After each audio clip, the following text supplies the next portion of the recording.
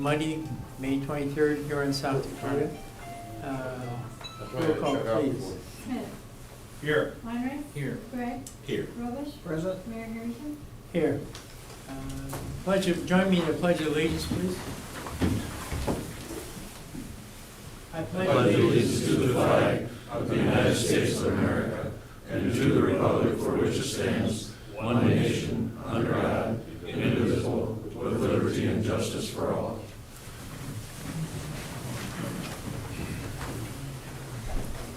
Agenda approval. Is there any corrections or deletions to the agenda tonight that anybody has for us? Move approval of the agenda. Okay, move approval of Commissioner Robish. I need a second. Second. Second, Commissioner Smith. Roll call vote, please. Smith. Aye. Weinrich. Aye. Gregg. Aye. Robish. Aye. Mayor Harrison. Aye. Public forum.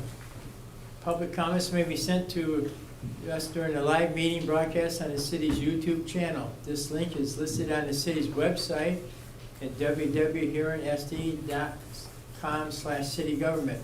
In order to use the YouTube chat feature, please create an account with your YouTube chat, YouTube or Gmail, or use your existing accounts. Please state your name and address for the record. Public forum is limited to a maximum of 3 minutes per person. And tonight we have our HR Director, Nathan Hofer, sitting on a computer in the back of the room. So if you do have a question, you want to shoot that through your Gmail to us, we'll try to answer those questions tonight for you. With that, we'll move on to 3.1, proclamation of Amateur Radio Month, June 2022. And I would invite the people to come up to the front here, and I'll read the proclamation. Okay.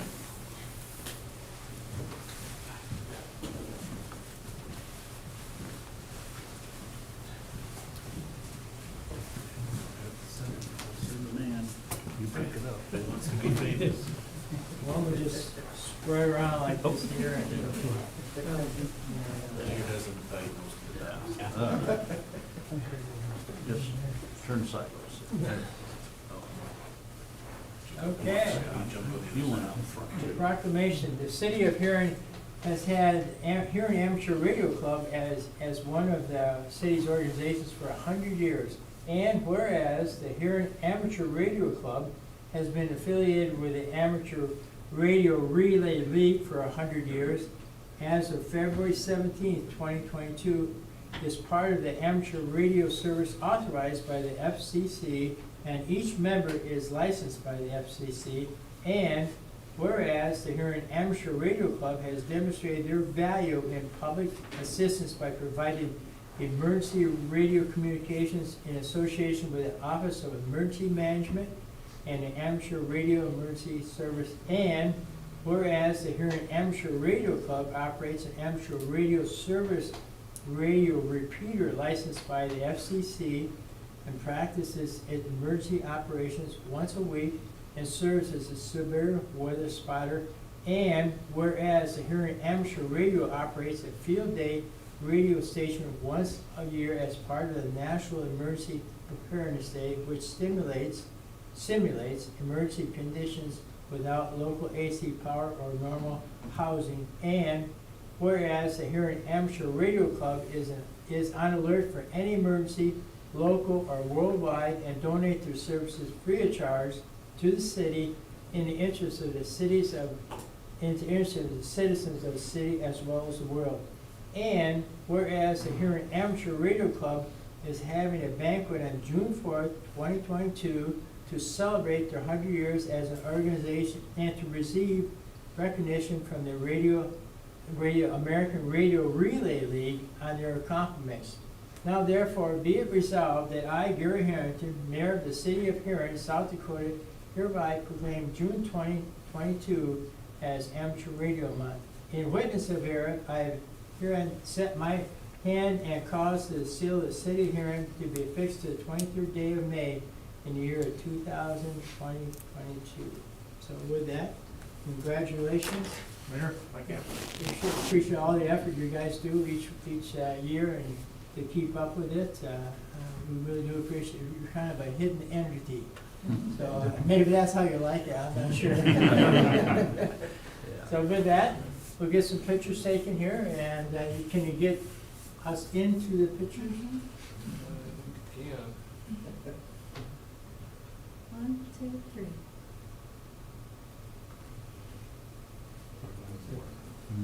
All right. Hope you didn't break the camera. Mayor, on behalf of our 100th anniversary, I'd like to present you with our pen. Oh, thank you. Thank you. Before I we think get I'm you the gonna see pen. it Yeah. today. Absolutely. You bet, that would be great. Thank you. You bet, thanks, guys, appreciate it. Thank you, guys. You can all leave now. Yeah, run us off. No more heckling. No, no more.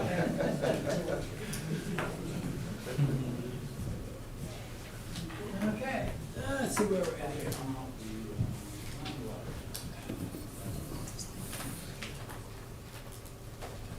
Okay.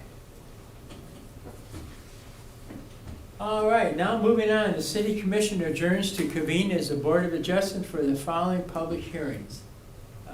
A variance request filed by Michael Rosemore, project address 467 Dakota South, to operate sales and repair business where code does not allow this use in an area zone B2, Central Business District. So with that, I'll have the city planner, Barry Cranston, tell us what this is all about. Sure, thank you, Mayor. This variance is, really comes in two parts. In the downtown business zone, the B2 business zone, the reason he needs a variance is because you can't operate an open sales lot.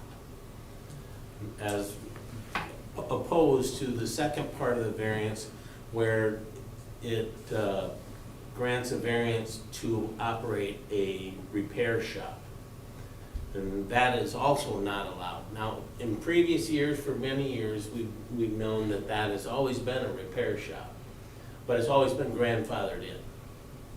So by adding in the repair shop, what it does is it cleans that up and it authorizes then a permanent variance for that address, that it could always be a repair shop, not just grandfathered in, simply because it was operating prior to the writing of our ordinance.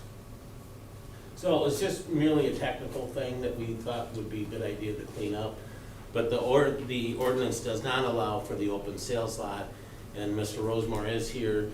He has a dealership he's applying for, and so they would like a zoning compliance letter from our office, and so in order to provide that, we need to take him through the variance process.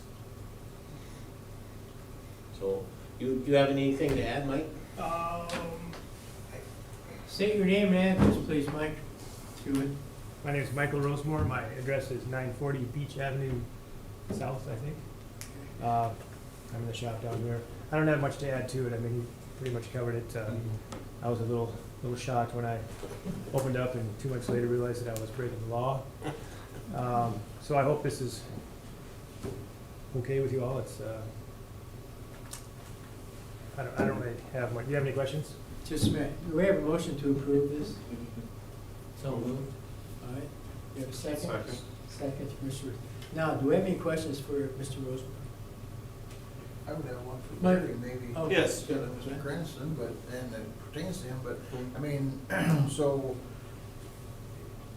how much is grandfathered in, like if we're going down Dakota Avenue and somebody else wants to open another one of these vacant buildings? I understand it probably wouldn't be a repair or open business, or I mean, sales open, so what else do we have to do there to? In this specific case, it cleaned up our situation because that building has always been a repair shop. And so, this actually brings him into compliance permanently at that address to operate a repair shop. And so that was why we thought it'd be a good idea to just clean that up rather than providing grandfather clauses all the time, because we get that a lot in our office. Oh no, I'm grandfathered in. Well, now he has, if this is approved tonight, then he has legal authorization to operate in that function. And I'm good with that, and I'm Yeah. glad that just to try and get ahead of the ballgame. If somebody wants to open another business in another store, that's just so they know when they move in there, if they wanna buy the place. So, anyway, that's. Yeah, they need a, It's all they good. need a variance, just as Mike went through the process. Sorry. Good, thank you. Any other questions? Yes, Mr. I know, in fact, this is obviously a little different than the home use ones, because this is still a business district. But I know when we've done the home repair shops or selling, we've had conditions about a limit of so many vehicles that can be out front. And again, this would be a different limit, but do we have any kind of language? What the hearing examiner stresses, he wants to see that 30 by 30 clear zone to provide a clear view of Dakota, especially looking to the north and when the vehicle is facing on Fifth Street to the east. He wants to see that 30 by 30 triangle, safety triangle, and so that was a condition that he had placed with his recommendation to ensure that happened. Is that workable for you? I know you've had, you're using every square inch there for as much vehicles as you can, but. No, if that's what it takes to comply, then absolutely, I can tidy it up a little bit. But as far as the number of items that he can sell with the dealer's license I or think have in that location? That's There were good. no provisions or conditions that were required. And we had no public input one way or the other on in opposition or support of Mr. Rosemore's application. Any other questions for either I do Mike? have Yes. a question. Mr. Smith. Thank you. What all are you gonna sell there? Is it just motorcycles or just kinda anything on Motorcycles. wheels or? No. Our dealership application is specifically motorcycles, and I did boats as well, but I don't have the room to have a boat lot, but if I get one or two that I can sell, I can at least do it legally. Yeah. But it's primarily motorcycles and some ATVs, maybe some side-by-side stuff, smaller power sports stuff. So like driving by there tonight, boats that are sitting there are Those are customers. under repair or Yep. in repair? I think that's kind of the gist of it, you know, of driving by there when there's that many boats sitting around there, it gets pretty bottlenecked on that corner, and it's a busy corner. Yeah, and that 30 by 30 thing is, I mean, I myself, I notice it pulling out, so it's, I know you have a little bit of room on the north side of your building, Yep. a little alleyway there, but probably not much room either.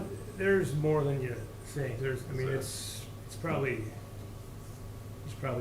70 foot by 20 foot close. And there's enough room back there to shove stuff in there. Yeah. I guess that's kind of I'm in favor of doing it, but it's just my observation that really gets congested when you have that many boats sitting in there. And of course, people are looking at the boats and not paying attention to the lights. That's true. Yeah, no, I can see that. At least I am. Well, I mean, I'm taking a look and seeing what you got out you'll there. get tired of looking at it pretty soon. You'll just kind of buy. That's all I have, Mayor. Thank you. All right. Any other questions for Mike or Barry on this? You see it none? We have a motion, so roll call vote, please. Smith. Aye. Weinreich. Aye. Wright. Aye. Wabash. Aye. Mayor Harrington. Aye. Thanks, Michael. Thank you, guys. Thanks, Mike. All right, the Board of Adjustment adjourns to reconvene as the City Commission. Next up, we have the consent agenda. Matters appearing on the consent agenda are expected to be non-controversial and be acted upon by the Commission at one time without discussion unless a member of the Commission requests an opportunity to address any given items. Items removed from the consent agenda will be discussed at the beginning of the formal items.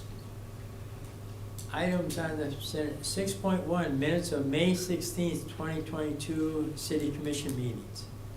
6.2, fuel quotes for city departments. 6.3, set June 6, 2022 as a public hearing date to consider transferring 2021-2022 retail on-sale liquor license and package off-sale license from Wayne Gaithro, Hirsch Corners, 201 Dakota Avenue South, to Gaithro Incorporated, DBA Hirsch Corner, 201 Dakota Avenue South. 6.4, permit filed by the Huron Area Antique Power for June 17, 2022. 6.5, personnel items. Hire Ethan Hofer as a lifeguard. 2, recognize Garrett Welch, completed water/wastewater Class 2 certification and is eligible for increase to grade 14, Step A, effective 5/16/2022. 3, terminate Drew McLean from the volunteer fire position effective 5/23/22. 4, promote Jay Winter to fire lieutenant, grade 20, Step A, effective 6/19/2022. 5, transfer Christina Johnson from lifeguard to concessions effective 4/19/2022. 6, transfer Madison Perry from concessions to lifeguard effective 4/19/2022. 7, wage of corrections for Jamie Katner as pool manager, lifeguard, and water safety instructor. 6.6, payment of the bills. With that, I entertain a motion to approve the consent agenda. Move to approve consent? Commissioner Smith, move to approve. Second, please. Second. Second, Mr. Bragg. Roll call vote, please. Smith. Aye. Weinreich. Aye. Bragg. Aye. Robish. Aye. Mayor Harrington. Aye. Okay, moving on to departmental items. 10.1, presentation of new websites. I believe Chad, our IT specialist, is going to come explain this to us. Shauna had to be sick.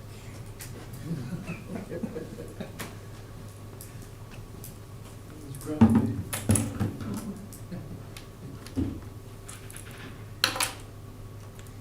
Welcome, Chad. Thank you.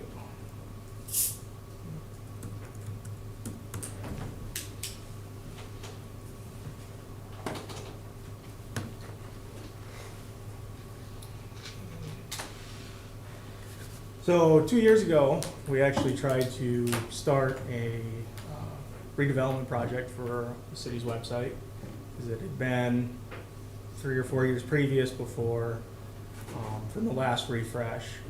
And COVID happened, and the world went crazy, and we didn't get through it in time, so we had to rebudget it for this year. And we finally got through it. We are actually in the process of, with this new website, or this new rebrand of the Huron Community Government, we are actually going to HuronSD.gov as our domain name, and branching off and breaking away from the Chamber and Greater Huron so that they can do their own things with their own sites.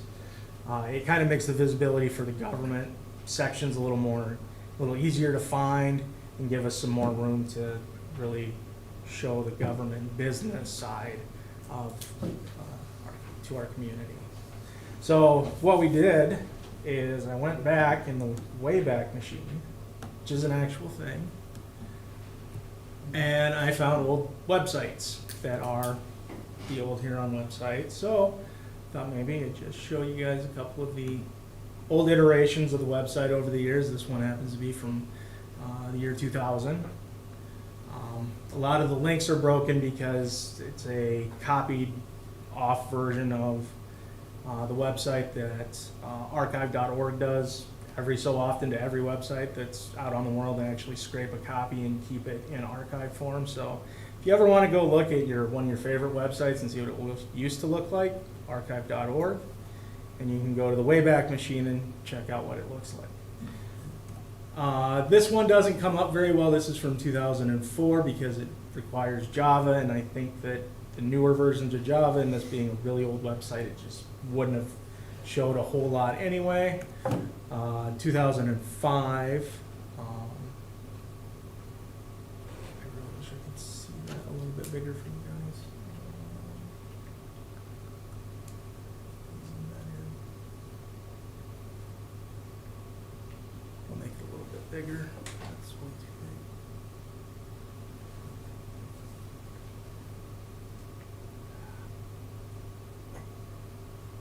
Hope nobody has epilepsy. Should hire somebody to fix that.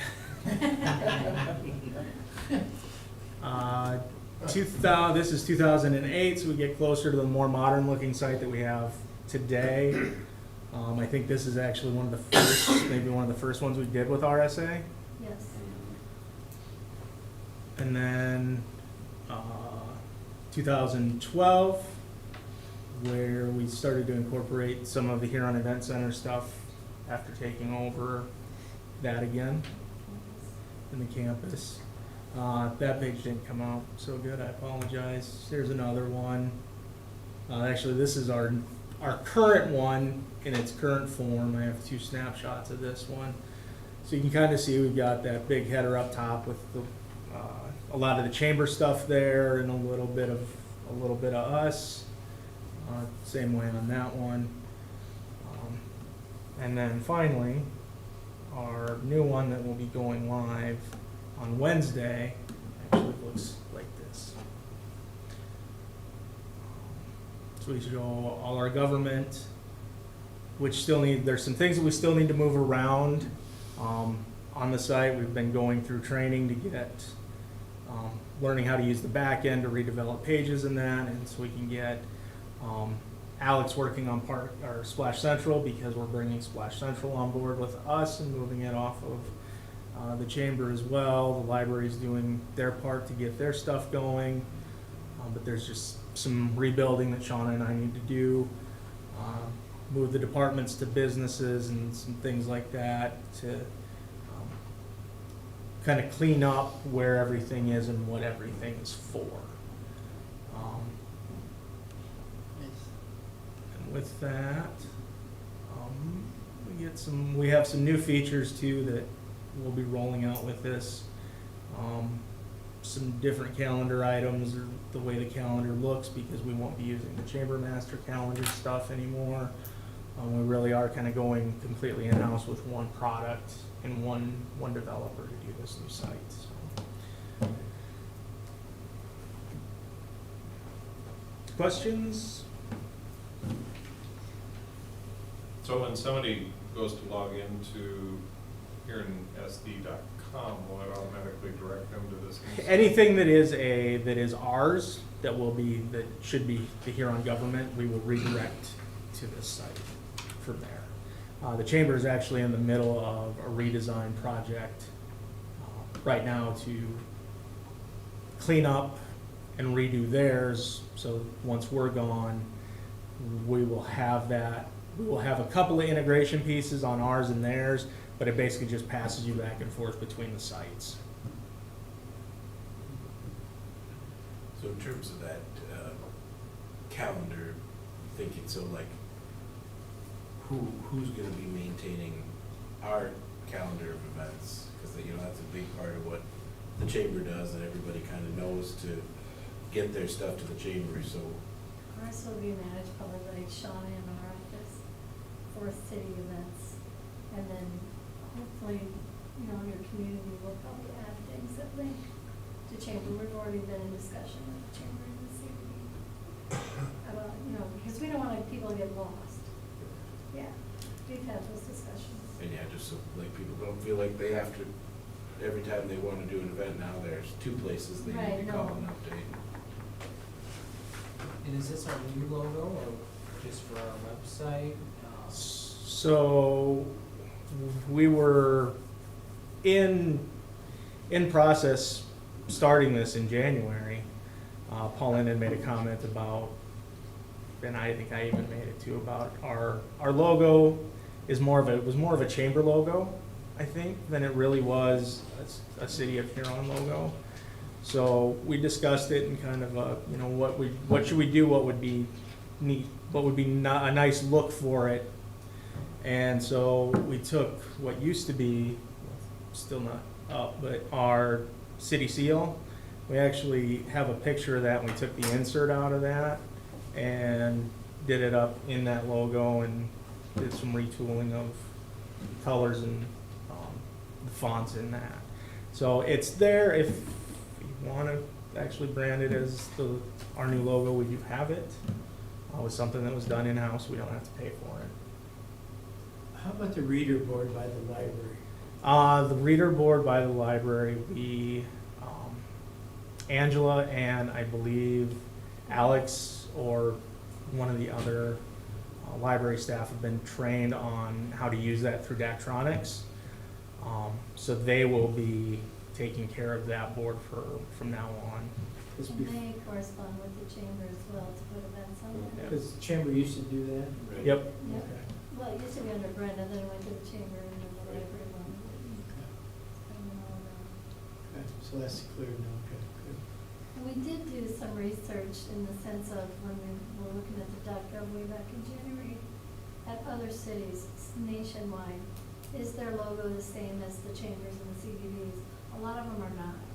The city has their own. So that's, whatever you guys want us to do, but we kind of came up with that, thought was kind of distinguishing with our city seal in there. I think if we're gonna use it, then I think we should get more uniform Yes. across the city. The city should be using it in all the Like letterhead departments. and everything Yep. should be the same. Yeah, I agree. How about email servers? When do you go live with that? And I actually, I can go live at any time. Right now, the HuronSD.coms that everyone has will continue to work. All I have to do is go in and add an alias for the HuronSD.gov, and then you can actually get mail at both of those until we decide later on how we're going to handle that with the chamber, as far as, do we keep hosting for them? Do they pay us for it, or do we just let them go off on their own and completely take HuronSD.com off our hands for that? So it's at some point we will do it. I'll send out an email for a changeover to start doing a note, like a 30-day notice, the footer on your emails to update your contact, so you can send it out to the vendors that you deal with, so that they can update their contact lists.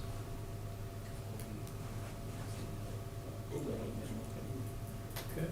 Yeah, I guess I don't know that I would say I have a good answer, but I do know, like you say, looking at other cities and how they do it, I have noticed that does seem to be more the trend and I would just say as a visitor going, it is often really confusing because you don't know, you just type in that city and you get 4 different pages and you can't tell Which one is whose which? is what's, and they've all got similar information, but so anything we can do to make sure that we're keeping in concert with the chamber, and I know the Development Corporation I think doesn't have a super active webpage, so that doesn't, but there are multiple pages if you're looking at coming to Huron that could come up, and just so they're clearly labeled and it's easy to navigate between them. We try with this website, if you scroll down, and I'm like you, I'm not a techie person, but I'm the one that always come look at this. We tried to get really easy buttons for things that people look at a lot, looking at the logistics and the statistics from the website. So the Notify Me is our alert system, and the Pay Online, we're switching over to that new online system, that way we would get into the accounts and sign up for different things, and we can do paperless billing and minutes and agendas. That's probably the biggest looked at thing we have. Employment. So we've been trying to make it simple, so you don't have to scroll to find everything.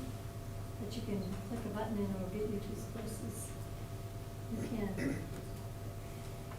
And all of our forms, we're trying to get all of our forms online too that are fillable. And it'll have like a general email for whoever goes through.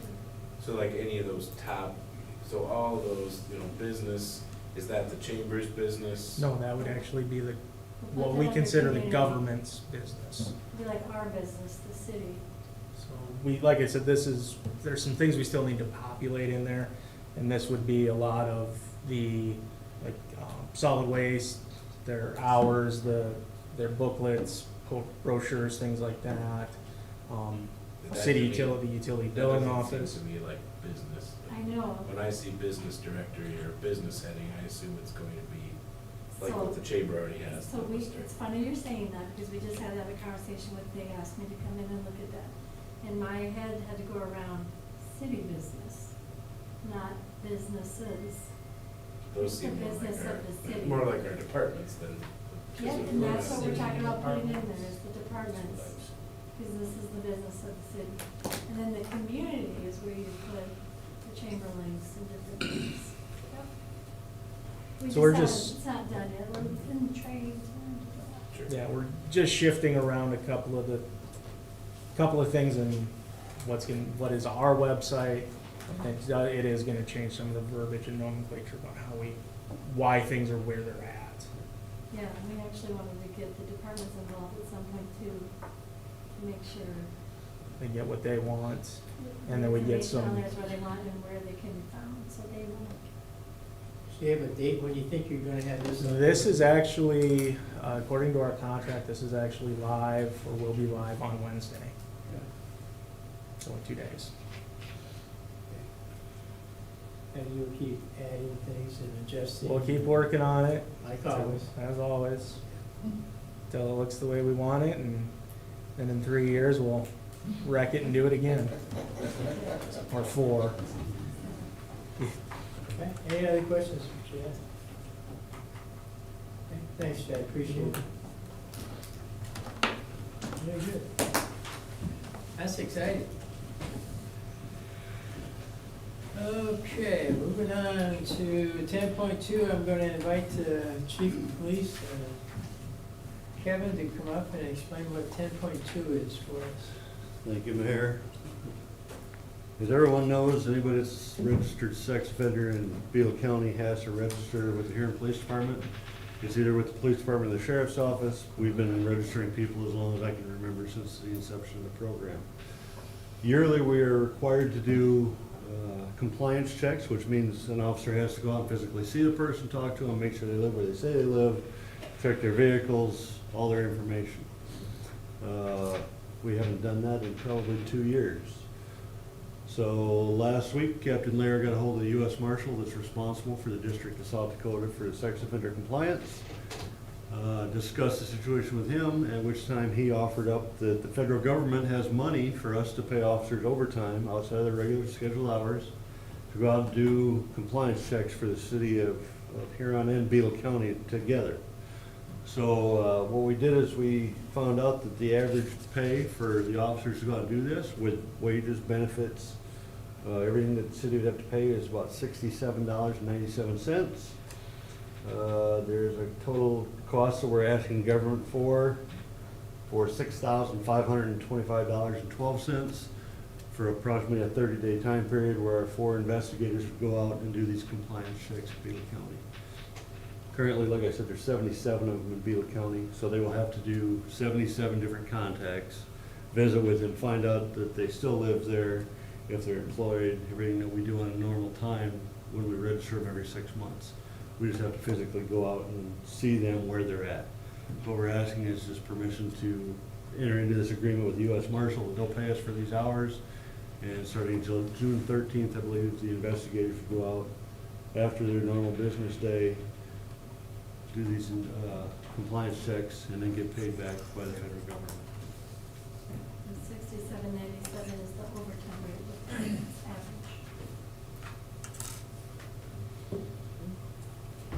How about a motion to approve? I would move to approve the request for this, I guess. Second. We have a motion to approve by Commissioner Robish and a second by Mr. Weinrich. Okay, any discussion on this item for Kevin? Yes, Commissioner Robish. Thank you, Mayor. We are gonna do the county stuff too? Correct. As we register everyone in Beale County. They have to go to the sheriff or the police chief in the county that they reside within 3 days of becoming a resident of this area. And we've just been doing it for the county, probably been 20 years or better. So we've got the computer set up, we've all got our login passwords so we can go in and do the registry.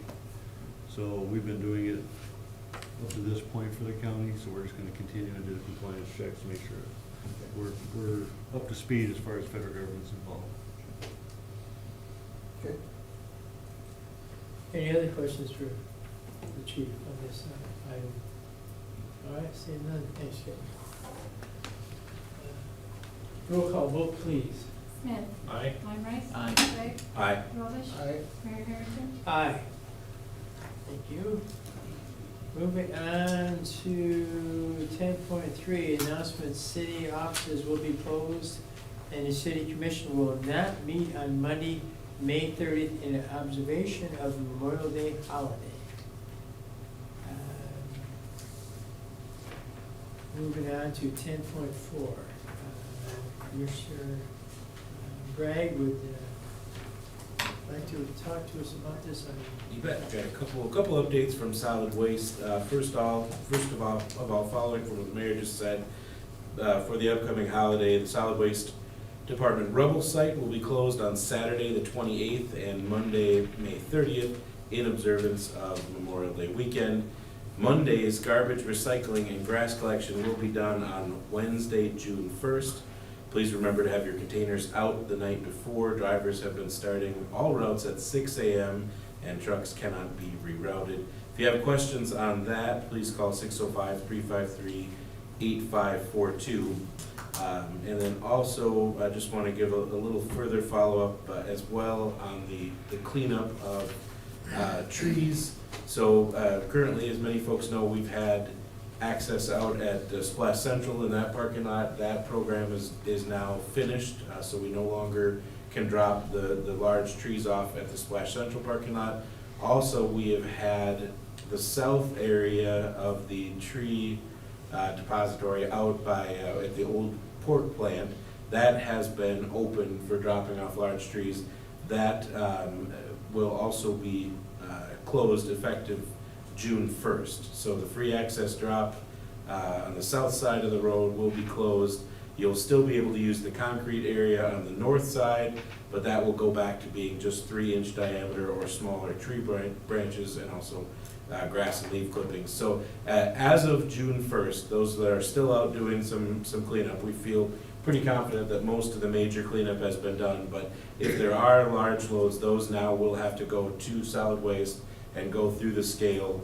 And again, reminder that if it's for a homeowner resident, in June, you would be able to use your utility bill for a free drop. So still something that could be free, but we are going to be roping off and closing that area on the south side. So just overall, we feel like we're in a good place for cleanup. Remember also that this commission did approve the month of May to be unlimited drop for residents with the utility bill as well. So normally the program is once per month. You can go to the rubble site and make a drop off with your city utility bill. Because of the storm cleanup, if you do have any storm debris or tree branches or anything you need to get rid of, this commission did approve through the month of May to have unlimited drop offs at the rubble site. Thanks, Mr. Mayor. Those are all updates. Again, give us a call at 605-353-8542 if you have any questions about any of those issues. All right, thanks, good report, appreciate that. Yes, Mr. Smith. Is there any anticipated, just more curious than anything, any damage that you're anticipating in the parking lot there from cleanup, or? There wasn't anything, was there, Jen? Not so far. But we haven't got a lot of it out yet. Right, They started today and they're working on it, but hopefully not. We haven't seen, I mean, we were worried about the really big root balls that we talked about before, but it doesn't seem like we're gonna have anything major. It's a big pile, there might be Yeah, something I on know, there. I'm just thinking about those big loaders and stuff scraping over the top, if that's gonna be a concern or a challenge. We use them for our winter snow removal, too, so, but hopefully not. We'll know within the next couple of days how, once we get it all swept up. Yeah. There were some pretty big stumps that got. Yeah. But personally, I'm real grateful that our city took a proactive approach on helping people out and getting the getting the areas cleaned as best as they can. I know I've seen the city crew out there after hours and just putting forth 110% effort to get things cleaned up, so. And a lot of volunteer groups as well. It's really Yeah, been it's fun been a to lot see of everybody volunteer come groups. together, and again, that's where we feel pretty confident that if we keep that south side dump open until June 1st, that still gives a little further chance, but we really feel confident by then that the bulk of it will be cleaned up. Well done. I've made a statement that I've been approached by many people in all areas of the city about how they respond and how they appreciated the effort that our city department made on that. And I thanked them for that. We also reminded them that this city department that's doing this cleanup is also the city department that cleans up the snow when we have snow blizzards. And I haven't traveled around the state of South Dakota many times in my life. In the wintertime, I still maintain we have the best people to clean up our streets of any city around. So it doesn't surprise me that they're doing an excellent job this way. They see a problem in front of them, they go and finish it. They clean it and get it done with, whether it be streets for snow or whether it's for trees and stuff. So we're very proud of them. And that's what I tell the people when they say that. So. With anything else, that's all we have tonight, except we have a work session, workforce discussion. So with that, we'll move into a work session discussion.